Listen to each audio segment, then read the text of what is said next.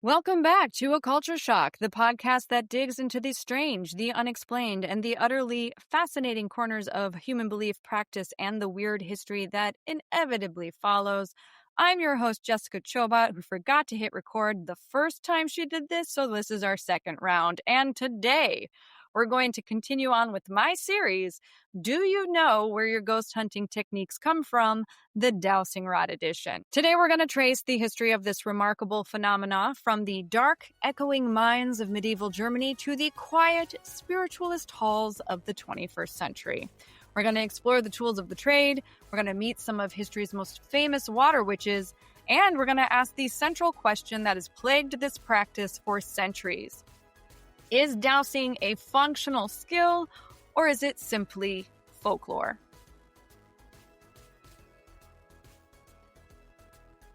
You've seen the images. Perhaps in old books or films, it's a person walking with a forked stick, holding two bent wires, their faces fixed in a mask of concentration. What are they looking for, and how do they know when they found it? Is the movement of the rods a sign from the earth, a psychic intuition, or just the silent unconscious twitch of a muscle? Or is it C, all of the above? First things first, though, what exactly is dowsing? At its core, dowsing is a form of divination, but one that is very physical and very immediate. It's the act of using a handheld tool to locate things that are hidden from plain sight. While the most well-known application is finding underground water, a practice often called water witching, dowsers have claimed to find everything from precious minerals to buried oil to archaeological ruins, lost objects, and sometimes even missing people. I have actually seen a girl over on TikTok using dowsing to interact with the spirits or some other form of energy to get answers to viewers' questions. Now, the tools are as varied as the claims. We have the classic forked stick, often cut from a pliable branch of hazel, ash, or willow. The user then holds the two ends with the single stem pointing out in front of them.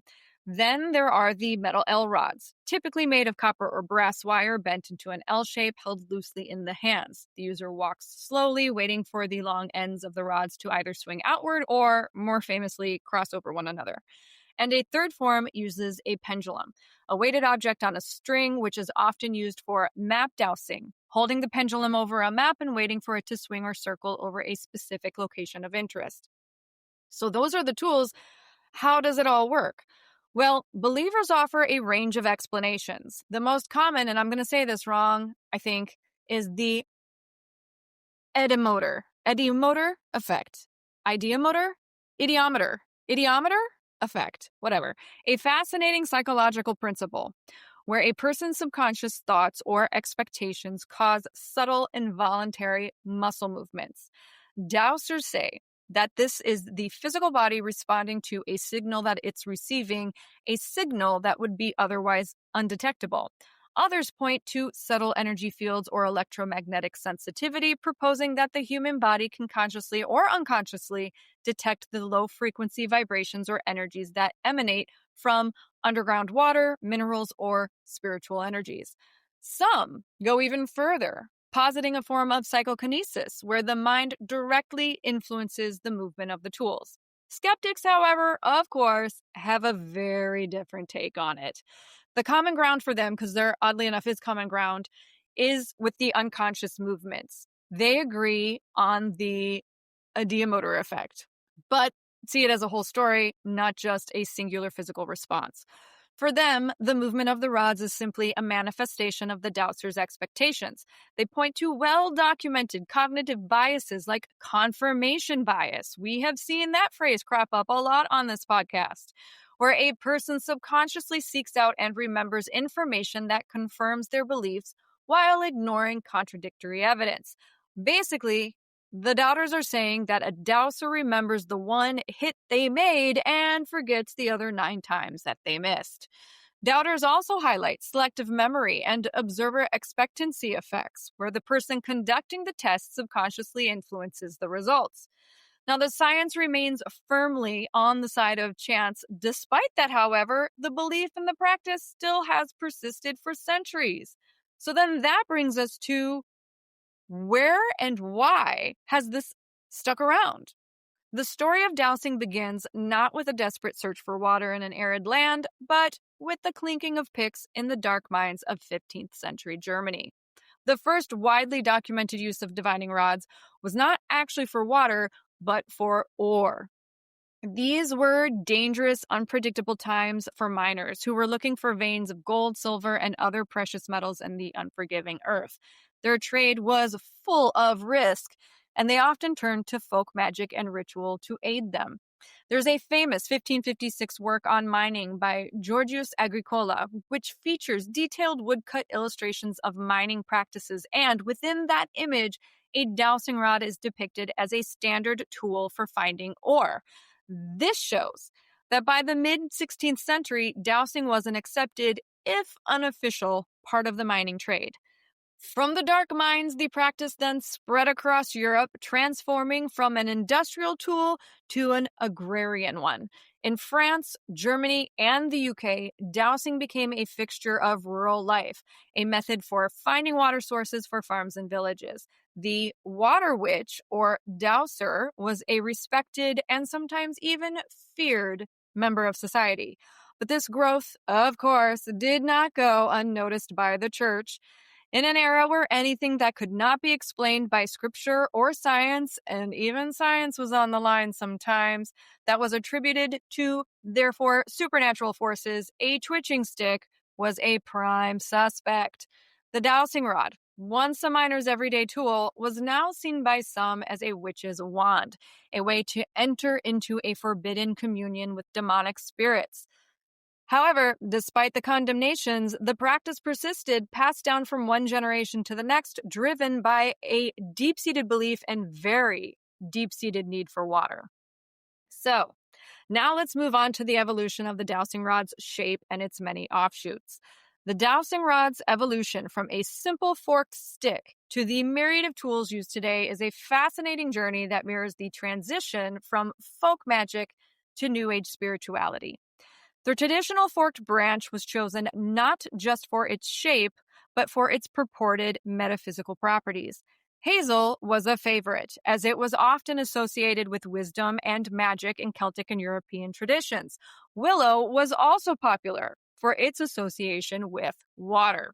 The idea was that the rod was a living conductor, a medium through which the earth's energies could be channeled and amplified.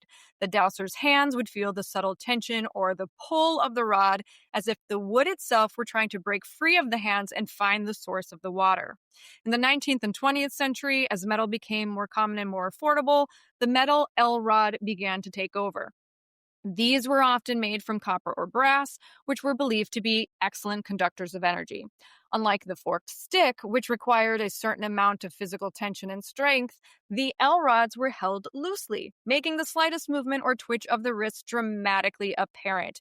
The quiet, almost invisible shift of the wires could pick up more subtleties and to some practitioners seemed even more mysterious.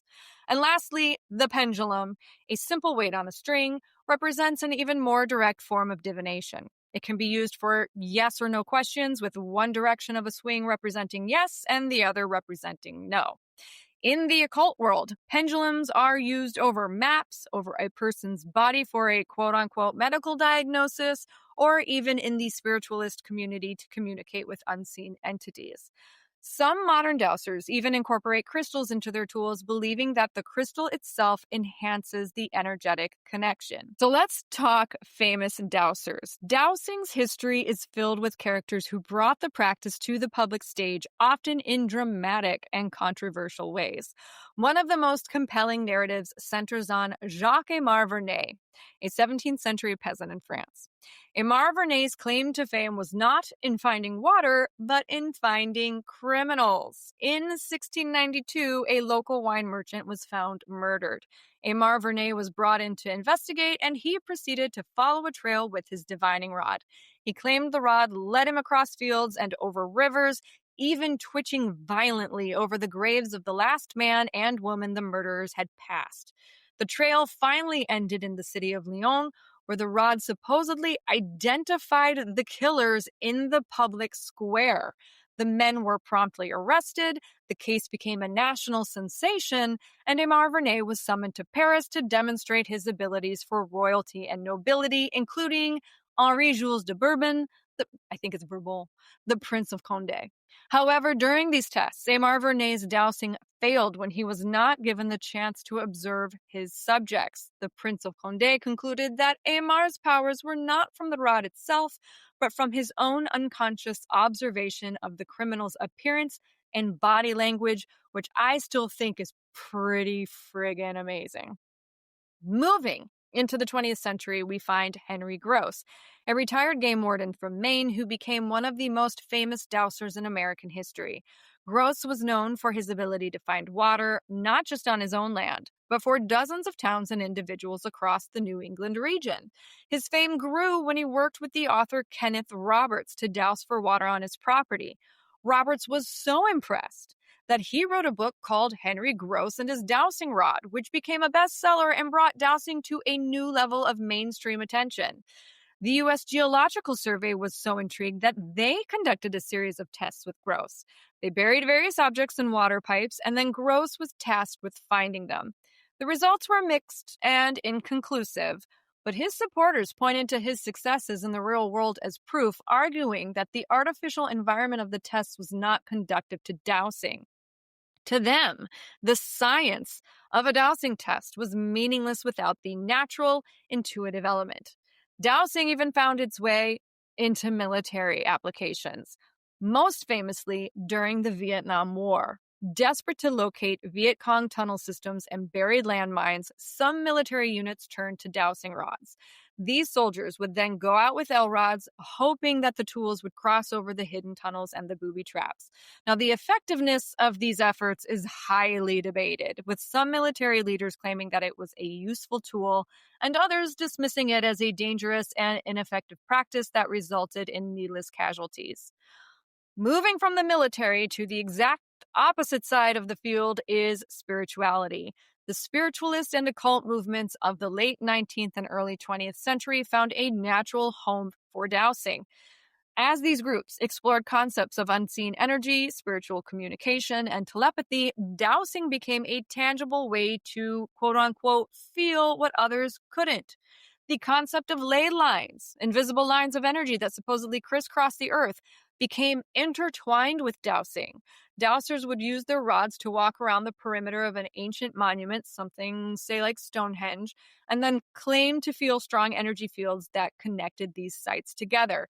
To them, the rods were not just detecting water, but a web of planetary energy, which was a subtle grid that they could then tap into. In more recent times, dowsing has become a common tool in ghost hunting.